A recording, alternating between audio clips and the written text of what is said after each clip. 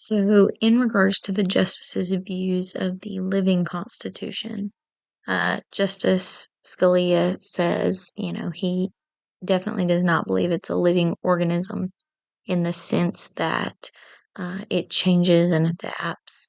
Um, he agreed that you did have to figure out how to apply the Constitution and the principles to new ideas and to new things. However, he was concerned about uh, changing your views of things that existed when the text was written. So he used the death penalty, for example. That was always there when the original drafters uh, wrote the Constitution, and so he thinks that the legislature should make changes to that if they believe that to be unconstitutional. Justice Breyer believes that the founders, weren't thinking of all the advances like the internet and things to come, and that they wrote in values that could be applied to the changing world. But he does believe that the Constitution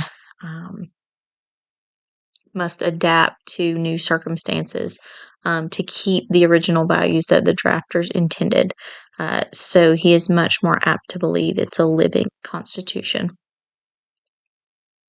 Justice Breyer, when he says that the job of the court is policing the boundary of a certain kind of democracy, he means that the court is supposed to keep the legislator in check. I believe he's referring to, checks and balances of our different branches of government, and that these issues that are very difficult to decide and are on the borderline that no one really wants to decide and are maybe unique, um, but those are the ones that the judiciary decides and that keep those decisions in check.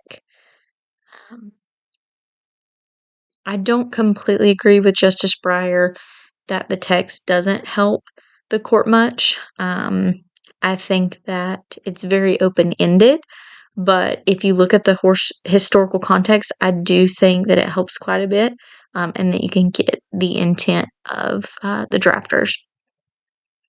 In regards to the empty bottles to be filled up by each generation, I don't think the meaning of the text should be completely limited by the original meaning, um, because there were a lot of things that, you know, again, were not in existence. Um, you know, people of color didn't have any rights, women didn't have any rights, children still don't really have many rights. And so you can't completely limit it by the text that was written, in the 17 and 1800s. However, I do believe the original intentions of the text are really important, and we need to uphold them to keep our nation's values at the forefront of every decision we make.